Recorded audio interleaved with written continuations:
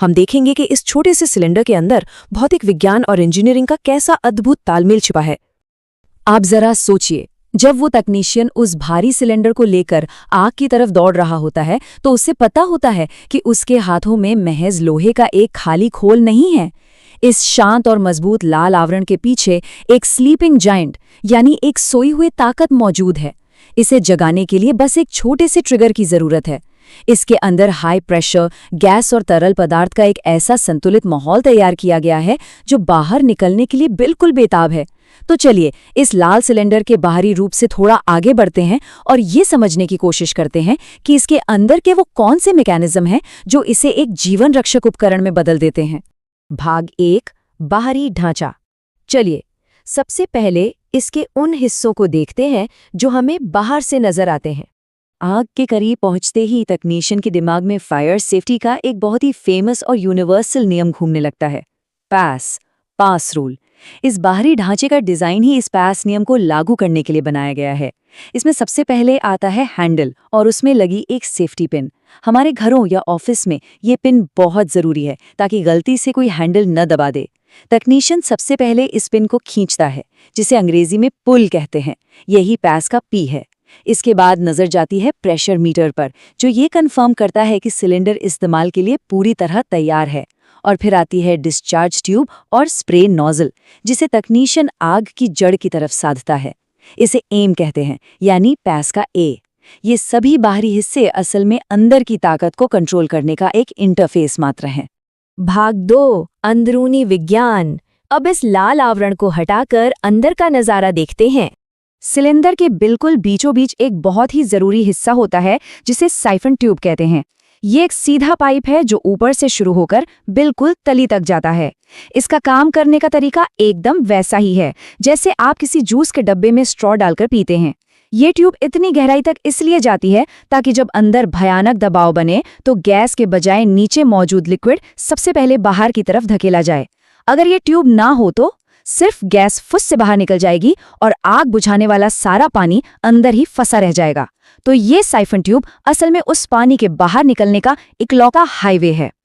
इसके ठीक ऊपर एक और मास्टरमाइंड मैकेनिज्म बैठा होता है, स्ट्राइकर और स्प्रिंग। आप इसे इंसान और मशीन के बीच का पुल समझ सकते हैं। इस स्प्रिंग के अंदर एक पोटेंशियल एनर्जी यानी रुकी हुई ऊर्जा कैद होती है। इस हिस्से का निचला सिरा एक बेहद नुकीली सुई की तरह होता है। ये कोई आम पुर्जा नहीं है, बल्कि ये वो ट्रिगर है जो हमारी शारीरिक ताकत को एक जबरदस्त रासायनिक और भौतिक प्रतिक्रिया में बदल देता है। जब तक आप हैंडल नहीं दबाते हैं, ये स्प्रिंग उस नुकीले हिस्से को बहुत ही सुरक्षित तरीके से अपनी जगह पर रोके रखता है। अब इस पूरी व्यवस्था को समझना बहुत दिलचस्प है। सिलेंडर के अंदर मुख्य रूप से 2 चीजें होती हैं, एक धकेलने वाला पदार्थ और दूसरा आग बुझाने वाला पदार्थ। ज्यादातर एक्सटिंग्विशर्स में अंदर एक छोटा और बेहद मजबूत कारतूस होता है। इसमें CO2 यानी कार्बन डाइऑक्साइड गैस को इतने भारी दबाव में रखा जाता है कि वो तरल यानी लिक्विड बन जाती है। और इस कारतूस के चारों तरफ भरा होता है पानी। पानी का इस्तेमाल इसलिए होता है क्योंकि ये एक एंडोथर्मिक रिएक्शन करता है, यानी ये आग की गर्मी को बहुत तेजी से चूस लेता है। वहीं दूसरी तरफ CO2 आग को भड़काती नहीं है, बल्कि ये सिर्फ एक पावरफुल इंजन की तरह काम करती है जो उस पानी को बाहर फेंकने की ताकत पैदा करेगी। भाग 3, चेन रिएक्शन। वो पल जब सब कुछ एक साथ हरकत में आता है। चलिए वापस उस तकनीशियन के पास चलते हैं जो आग के ठीक सामने खड़ा है। सेफ्टी पिन निकल चुकी है, नोजल का निशाना आग पर है। अब वो पास नियम का तीसरा कदम उठाता है, स्क्वीज यानी हैंडल को जोर से दबाना। जैसे ही वो अपनी हथेलियों का पूरा जोर लगाकर हैंडल को नीचे दबाता है, वो बाहरी ताकत अंदर बैठे स्प्रिंग की रुकावट को तोड़ देती है।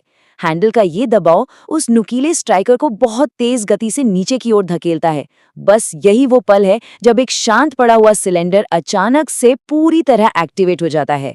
वो स्ट्राइकर पूरी ताकत के साथ नीचे जाता है और उसका नुकीला सिरा सीधे उस हाई प्रेशर वाले CO2 कारतूस की सील को फाड़ देता है। ये इस पूरी प्रक्रिया का पॉइंट ऑफ नो रिटर्न है। इसके बाद वापसी नहीं हो सकती। इसे ऐसे समझिए जैसे आपने किसी सोडा की बोतल को बहुत जोर से हिलाया हो और अचानक कोई उसमें सुई चुभो दे। कारतूस के पंक्चर होते ही अंदर कैद वो भारी ऊर्जा एक झटके में आजाद हो जाती है और बाहर निकलने का एक रास्ता खुल जाता है। भाग 4, प्रेशर रिलीज। अब देखते हैं अंदर मची इस तबाही का असर। छेद होते ही अंदर भौतिक विज्ञान का एक भयानक रूप देखने को मिलता है। जो CO2 भारी दबाव की वजह से लिक्विड फॉर्म में थी, वो आजाद होते ही तुरंत वापस गैस में बदलने लगती है। और आपको पता है, जब ये गैस में बदलती है तो ये सैकड़ों गुना ज्यादा जगह घेरती है। इतने भयंकर फैलाव के लिए सिलेंडर के अंदर जगह ही नहीं होती। ऐसे में ये फैलती हुई गैस एक अदृश्य और बेहद शक्तिशाली पिस्टन का रूप ले लेती है, जो अंधाधुंध ताकत के साथ नीचे की तरफ धक्का मारती है, और ये सारा का सारा भारी दबाव सीधे नीचे शांत बैठे पानी पर पड़ता है। गैस के इस जबरदस्त धक्के से बचने के लिए पानी के पास सिर्फ एक ही रास्ता बचता है, वही साइफन ट्यूब। पानी उस ट्यूब में घुसता है और रॉकेट की स्पीड से ऊपर की ओर भागता है। ये डिस्चार्ज ट्यूब से होते हुए सीधे स्प्रे नोजल तक पहुंचता है। अब ध्यान दीजिए, ये नोजल कोई आम छेद नहीं है, ये उस पानी को तोड़कर बेहद बारीक बूंदों यानी माइक्रो ड्रॉपलेट्स में बदल देता है। विज्ञान के मुताबिक पानी की बूंदें जितनी छोटी होंगी, उनका सरफेस एरिया उतना ही ज्यादा होगा और वो उतनी ही तेजी से आग की गर्मी को सोखेंगी। इसी बीच तकनीशियन पास नियम का आखिरी कदम उठाता है, स्वीप, यानी नोजल को झाड़ू की तरह दाएं बाएं घुमाना।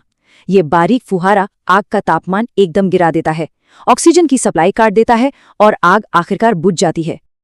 आग अब बुझ चुकी है और इमरजेंसी तकनीशियन का काम पूरा हो चुका है।